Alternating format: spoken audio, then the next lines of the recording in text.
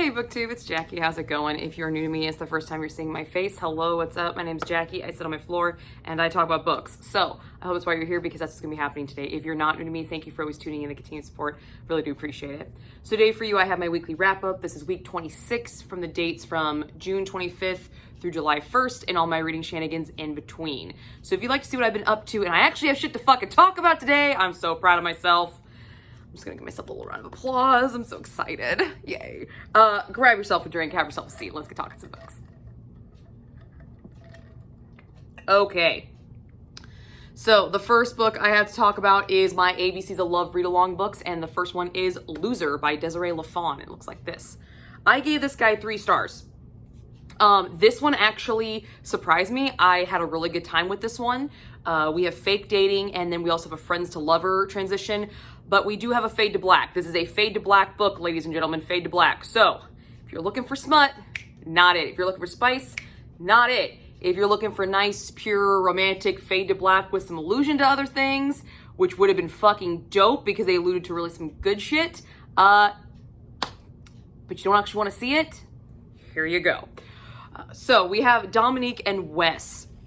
Dominique and Wes have been friends for over a decade, and they've never been together. They've just been friends. And Wes has like this undying love for Dominique that she's completely oblivious to, has no fucking idea, but all of his friends know about it. Well, their friend group knows about it. Dominique needs to attend her niece's wedding, and she is tired of her family always getting on her back about how she's alone and she's single and she's to hook up with people, and her mom threatens to basically set her up with a guy who's a total fucking douchebag and she don't like him. So she decides to go to her group of friends, and she only has male friends apparently, and tries to convince one of them to be her date for the wedding by playing a game, and whoever loses the game has to be her date.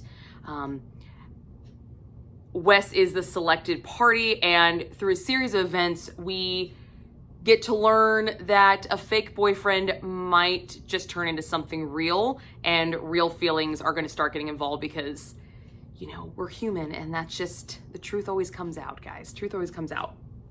So, what worked? Banter between the friends and Dominique. I loved the friends group in this. I had such a good time with this friends group. We have CJ, Wes, Dominique, and I can't remember the other friend's name off the top of my head, but they all just, the way they bantered back and forth with each other, I thought was fantastic. They knew each other inside and out, except for the fact that apparently everybody knew that Wes loved Dominique, but Dominique did not know that at all. None whatsoever. But for as short as this book was, we got some really unique nuances that made me feel like I was reading this friends group for an extended period of time. I'd only been dealing with them for about maybe 25 pages when the game actually hits, but I already felt like I'd been with them for a while. And I really enjoyed that. I enjoyed how many small nuances the author gave us in such a small, short amount of time to form these connections that were pretty strong. They were really strong connections for as little time as I had with the characters. So I thought that was really, really a good plus on the behalf of the author. Had a good time with it. I loved Wes. I loved Wes as a character. I thought he was adorable. He is a comedian by trade, and I love funny guys. I mean, that's why I married my husband, because he's funny. And one of the reasons. We'll get into that later. But if you ever want to know. But I love comedy. I love laughing, and he is a stand-up comedian, and he's funny, and his sarcasm really comes out in his character, and I really, really enjoyed him a lot. I also enjoyed at the end of the novel what he does for Dominique and how he stands up for her. I love the backbone that he had. He didn't make that moment comical. He made it in your face, abrupt, but at the same time, it still conveyed the story that needed to be conveyed and got the point across. And I really, really appreciated that. I appreciated the guy standing up for the girl, to not only douchebaggy people, but her family. I thought that was really, really cool. Really enjoyed him as a character. Speaking of the family, they are the crazy family. You know, they're in the face. Why are you always single? Da da da da da. You know, you should be settling down at this point. I liked how they grew through this story. Yes, it is a very short novel, 200 pages max, I think. And in that time span, we did see the growth of some of these characters. We did see some arcs, and I did appreciate that. I appreciated how quickly the author did it, but when she did it quickly, it didn't feel abrupt and as if there was no growth. It was just bam and bam. You saw an arc, and I really appreciated that. I thought that showed some true talent on behalf of the author, to be able to have such a small book, but yet still give me those arcs that I'm looking for and that I need to really understand point A to point B for a character. I don't like, blips. I like growth, and I got to see it with the family as well, and I really, really appreciate that. There was a really cool scene in this that I really did appreciate. So we do have a fade to black scene in this, and that fade to black scene is based off of a drunken night. Our hero and heroine, mostly our heroine, gets tanked on some margaritas, and our hero, they start their stuff. We start to see things happening, and it's coming. It's gonna come, and we're gonna get it, and we're excited. We've already had this build up, and he stops, and he actually has this consent conversation with her, because she is intoxicated. She's not in her right mind, and he sits there and says multiple times over, like, "Are you sure you want to do this? Like, we don't have to do this. Are you sure? Like, we don't." All this stuff. He constantly gives her many, many outs, and I really, really appreciated that because of, just the connotation with it. I love that the author gave us a consent conversation in there, so there wasn't any window for later on. She took that element out of saying, "Oh, well, this is why I'm going to regret this the next day because I was drunk." No, she had her character feeling good, but still very much in her own head and very much aware of everything, and had a consent conversation, and I thought that was great. I love that. I always love a good consent conversation. Those are important to me, and I really, really appreciate those. The other thing that worked in this book was just the feel. The overall feel of this book, it just gave me the good feels. I just was smiling for most of this book. I had a good time with it. Was it the strongest book I've ever read? No. Was it this best fake dating representation I've ever read? No. Was it the best friends to lovers representation? No. But did it give me really good feels and just make me happy and put a smile on my face and serve a fucking purpose and get me out of my head for about a couple hours? Yes, it fucking did. And I appreciate that. Sometimes that's all you need. Sometimes you just need to kind of be taken away out of your head for a little bit, and this book did that. And I really, really appreciated the feels, just the all-around feeling I had for it. Not as ooey gooey bubbly feelings as like Abby Glines gives me, but this just kind of gave me a nice sense of, hey, everything's okay, everything's cool, everything's fine, let's do this, let's party. I enjoyed that. I enjoyed that a lot. However, there were some things in this book that did not work. So here's my big thing. I had a group of friends, okay? And there was people that I pined after, and there was people that pined after me, and we were all groups of friends. I fucking knew that they liked me. And these people that I liked knew I fucking liked them. Did we ever act on it? No, we didn't. But we've been friends for over a decade, just like this friend group. But I fucking knew. You're telling me that in 10 years, this girl had no inkling whatsoever? None. Zip. Zilch. Everything comes as a big surprise to her. She has zero fucking idea this guy has even the slightest thing for her? Really? That's bullshit. Nobody's that oblivious. Nobody is. And if you are, there's a problem. Because damn. No. I did not buy that. Especially since everybody in the friend group knew it. His ex-girlfriend knew it. The ex-girlfriend that appears in the book because she just so happens to be related to the groom of the wedding that our heroine is going to. The guy who's marrying her niece. She just so happens to be his fucking cousin. And she fucking knew it. It's like, really? And Dominique's a smart person. There's multiple times in the story where they talk about how observant she is and how on point she is. Kind of a control freak. If she's that big of a control freak, she'd fucking notice that shit. She would. Because I'm a control freak. I know what we fucking notice and what we don't notice. And when people are into us, we notice these things, because we're control freaks. Like, who likes control freaks? So, yeah, like, that just didn't sit with me. I was like, the fuck, man? No. None? Not in a blip? Nah. The other thing that didn't work for me is, so if you read the back of the book, the synopsis of this book, it talks about a game. Our heroine's gonna play a game and the loser has to go with me and we'll both be losers together. This whole book is based around this game, that whoever loses this game has to go with her to the wedding, okay? So we get to said restaurant where we're gonna play the game. It is an already foregone conclusion before this game even is played, who's going. It's already foregone because she brings it up. She's talked with her guy friends about it. She explains the situation, what's going on. One of them says, well, I'm just too fucking gay to do this. There's no way I can act straight. I love you and I do anything for you, but I'm too fucking gay for this. No one's gonna buy this. The other one says, I'm in a committed relationship, but there's no way, even though she loves you, there's no way she's gonna let me fucking do this. Absolutely. So they already know who the de facto guy is gonna be. We're just deciding if he's gonna agree to it or not because we know he has feelings for her. It's already very obvious to the reader as well at this point. We fucking know. And he hasn't even said it. We just fucking know. You just get that vibe. And what was the point of playing the fucking game? Seriously, the whole premise was the loser of the game had to go with her when it was a foregone conclusion. Why even play the game other than just to fucking play it? That scene was useless and kind of pointless, and the whole back synopsis of the book, I would have preferred a different synopsis of the book because the game, it was a foregone conclusion. Like, I would have rather something else. Did it explain what was going on? Yeah, but the game is a mute fucking point. It was a mute point. They didn't need to play it. They could have done something else. You know, they could have done something else and it still would have worked. You didn't need that game component at all, except to say that they're, you know, they're competitive with each other, which we already fucking knew because they already talked about games that they beat each other at for years. So who cares? Mute point.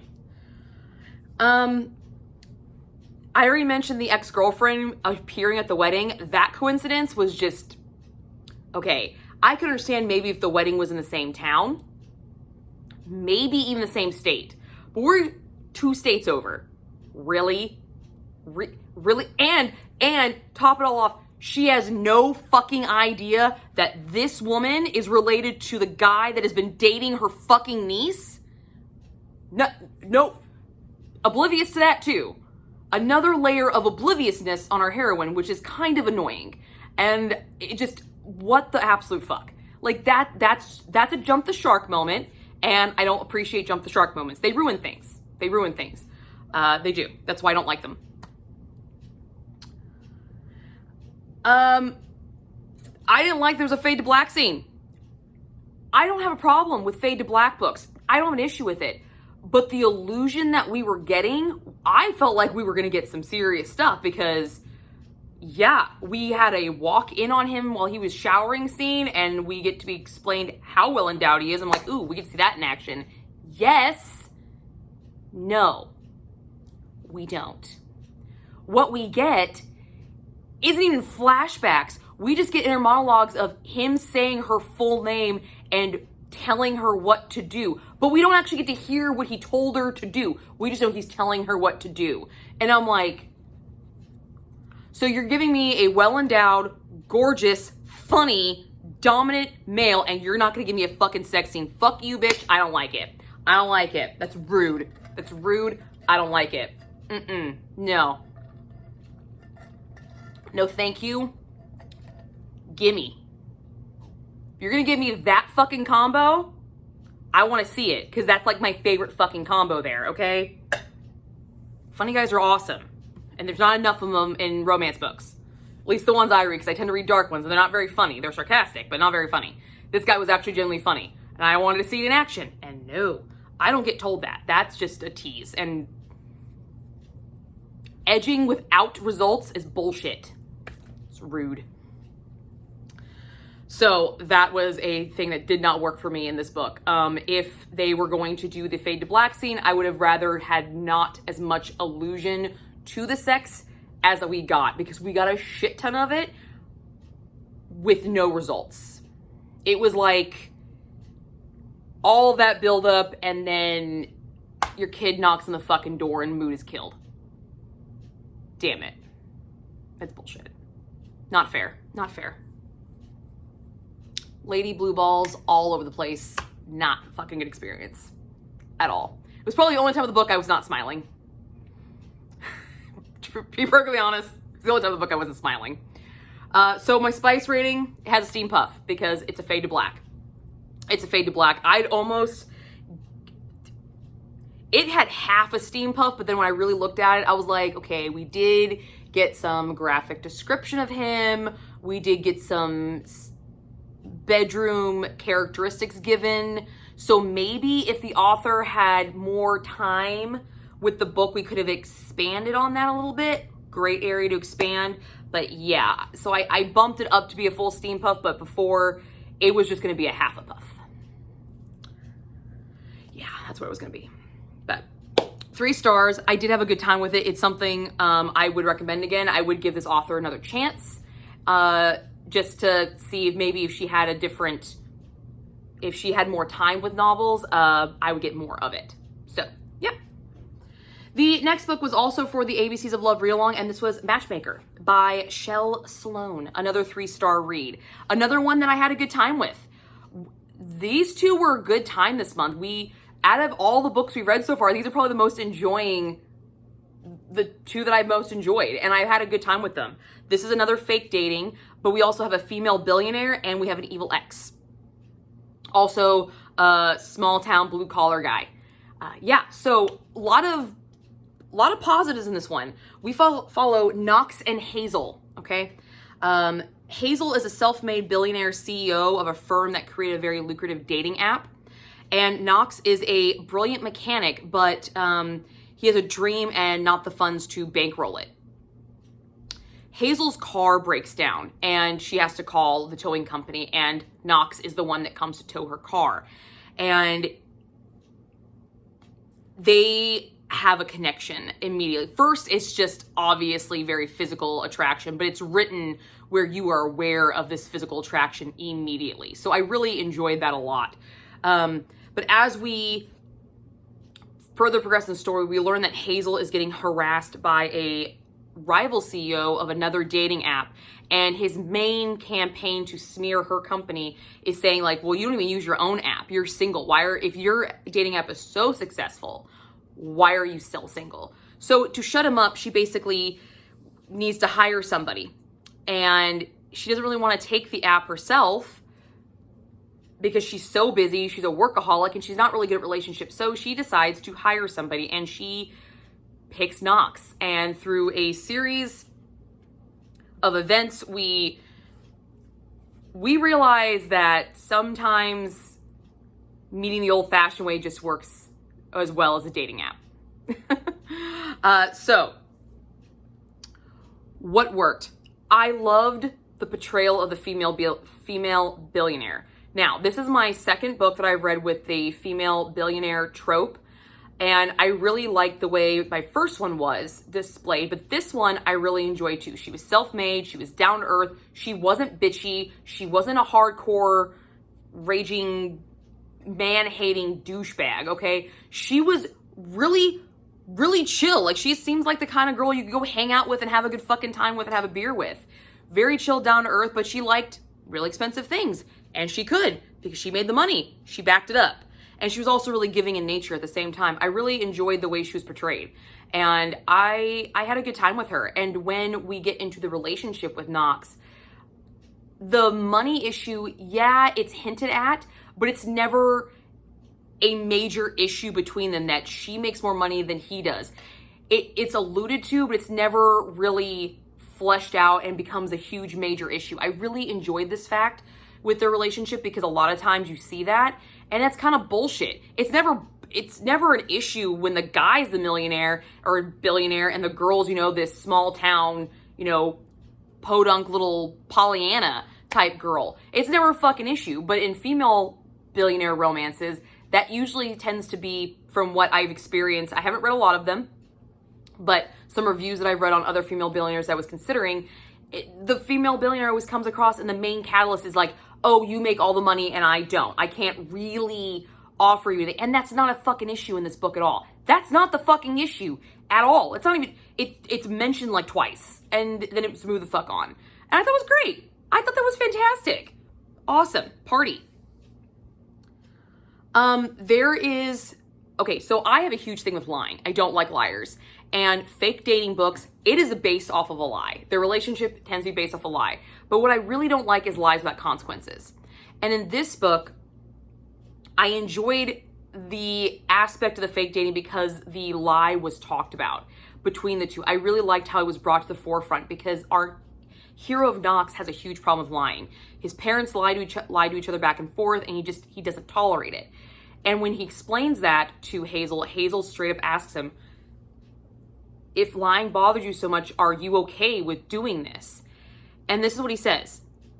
I understand that this is a lie, but as long as it's between us, as long as we're honest with the way we are feeling and there's no lies between us, I can do this. And I really appreciate that because I haven't seen that in fake dating where that conversation between the two happens. It's kind of implied a lot, but I really enjoyed having that conversation, that they were both on the same page, that yes, we are aware that we are lying to everybody that we care about and what have you, but between us, we are honest. And so when one of them mentions the real way they met to their friend group, they're open and they tell their other party what went down. So there's no caught off guard. There's nothing catching anybody off guard. And I really, really appreciated that. That was fantastic. I loved it. I loved their openness and communication between this couple. It was started off right at the bat. Like in the very beginning, communication was never an issue for these two. I really, really appreciated that. The transition from the fake dating to real dating was great because you don't really see it. It just naturally turns into that. We don't have any dilemmas of, hey, I'm having feelings, but this is just a job sort of thing. I can't really do this. And then we have that as a catalyst. It's not a catalyst. It's just transition. It's just they agree upon one day, be like, look, fake is not in our relationship anymore. This is real. I'm in this. This is what I want. I want to be with you. I want to be intimate with you. I want to protect you. I want to do all this stuff. So fuck the faking. Let's just make this the real thing because that's what it fucking is.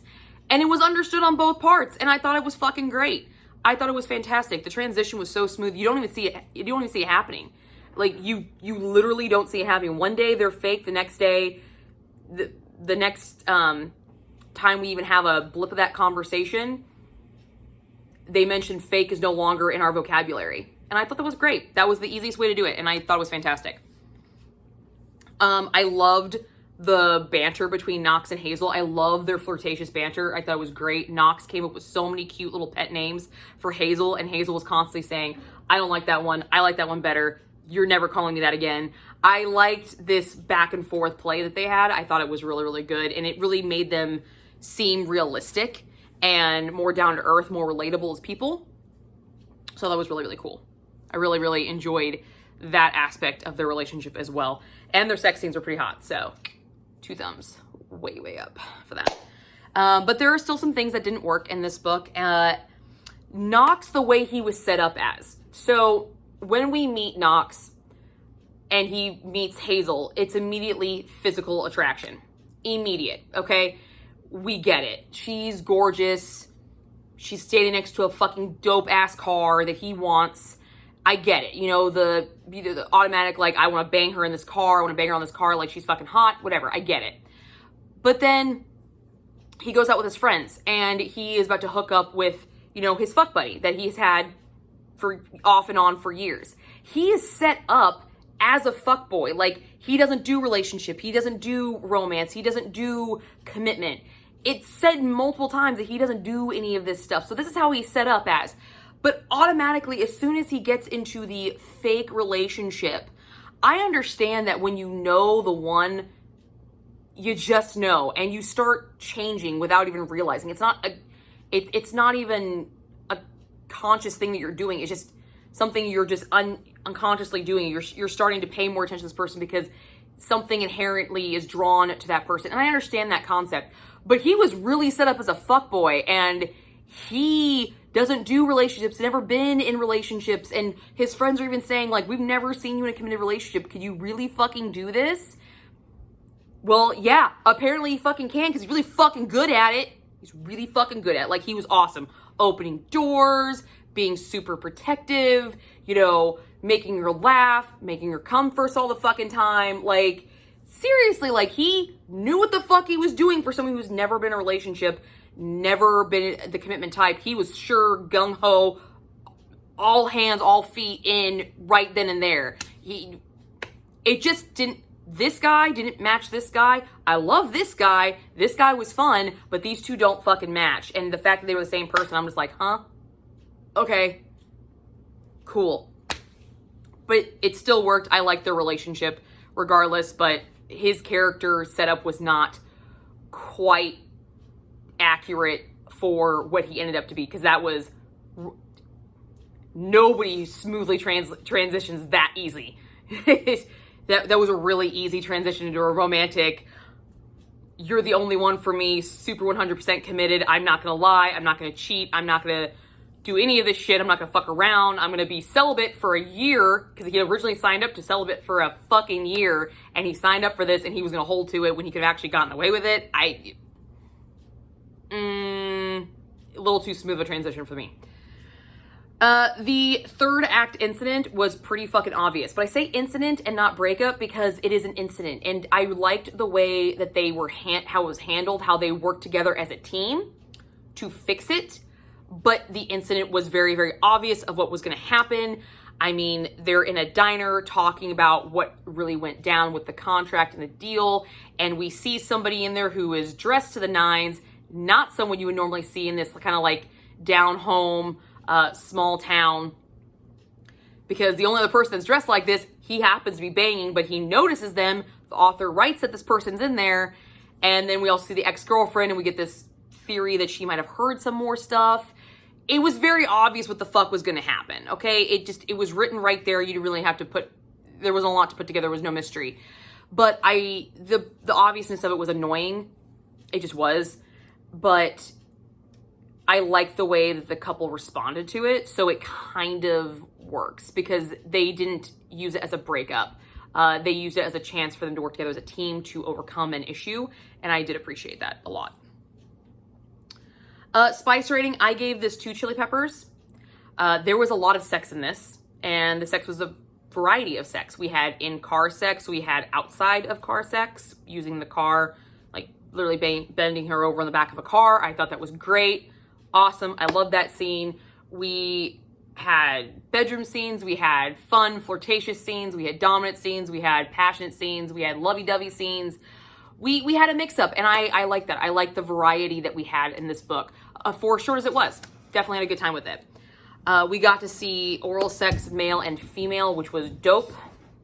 I loved it. I really liked the female to male scene. I really enjoyed that one because she blatantly says in her inner monologue she doesn't really know what she's doing, but based off the way he's reacting, he's enjoying himself, and she says it in her head, and I've already said this, that this is something I've been saying for years, that in her head, she says, I've heard a lot of women say that they're degraded by this. I'm not. I feel great doing this because he's enjoying all this. And that's something I've always said, literally favorite act to do, because it's like, you're getting this because of what I'm doing. So I was really happy that that got put in there. I love it when that happens because that makes me happy. Makes me very, very happy. Yeah, I enjoyed this in this book. It was a good time, and it was very much appreciated since I got the fade to black last time. So I was very happy to have this for sure. And the last book, I am almost done with this. I technically have not completed it. I have about a half hour left on the audiobook, but this is Highland Beast by Heather McCollum. Currently right now I don't have a rating because I technically have not finished it, but I've gotten enough through of it that I think I'm going to talk about it. But I will still be finishing up talking about it in my next weekly wrap up. So this is the 4th and final installment to the Sons of Sinclair series. Actually, no, it's not the final installment. There is a 5th one coming out. That's where I'm trying to figure out where this 5th installment's coming in, because there's only 4 Horsemen of the Apocalypse. So, yeah. Still, that's where I have to figure out what the fuck's going on with that. It's an audiobook by Timothy Campbell. He's doing a fantastic job with the Scottish accent. Thought it was great. Graphic sexual content. We have death of an infant and domestic abuse. We follow Boss Sinclair, who's the youngest and most deadliest of the Sons of Sinclair. He is raised to be the Horseman of Death of the 4 Horsemen. He is also the clan executioner. We also follow Shauna Drummond, who is a midwife and took her sister's baby to protect it because she knew it was caused by an affair. Her sister is married to a clan leader who could not produce a son, and she had an affair and got pregnant, and he knew about it, so she takes the baby and flees, hoping that he thinks that the child has died, which will save her sister. But Boss is requested to execute Shauna on the basis that she killed the sister and child. And we know this not to be true. So when Boss comes to execute this female and realizes that it's Shauna, he can't, because they have already encountered each other at this time. Prior to the execution getting sent to him, they have met, he has helped her, and he has kissed her. So he already knows her, and he knows that this is a lie, which starts this almost clan war that might be happening between the Sinclairs and I can't pronounce the actual clan, the other clan's name. I can't pronounce it correctly, so I'm not going to try. But the rival clan. But through this book, Boss is the horseman of death, and Shauna is a midwife, someone who brings life into the world, helps bring life into the world. So we learn through this book that life and death are a circle, and you can't have one without the other. So I really enjoyed this installment so far from what I have, and I only have about 30 minutes left of the audiobook, but so far what has worked is the plotline twists. They did take me by surprise. I thought this was going to be kind of obvious of what was going to happen. The romance, yes, that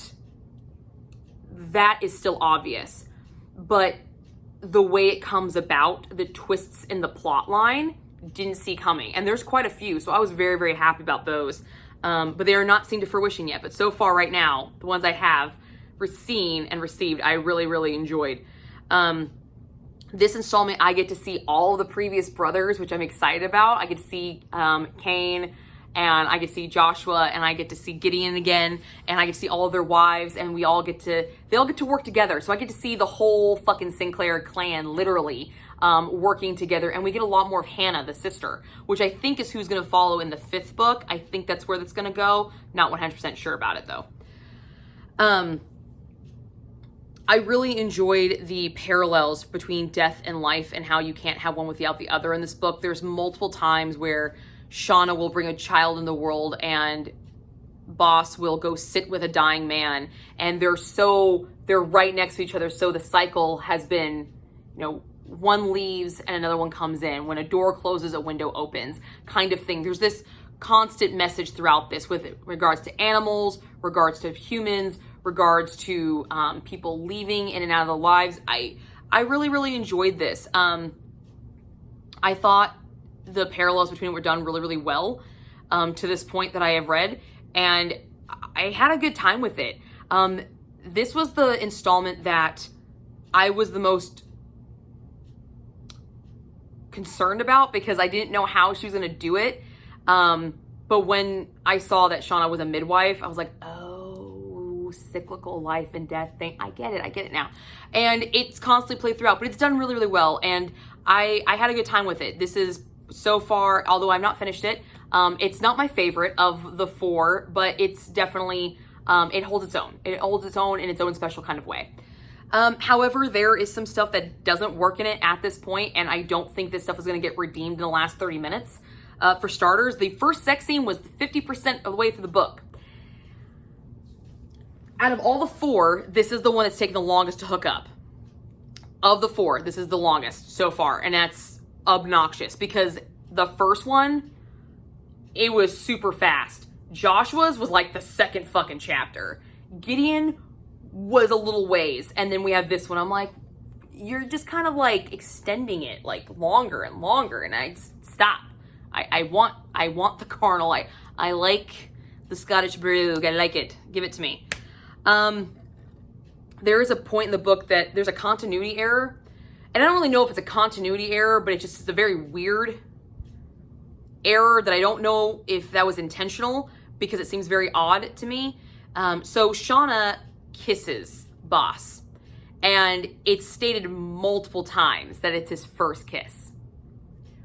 During their first hookup, Well, after their first hookup, Shauna asks if how many women he's been with.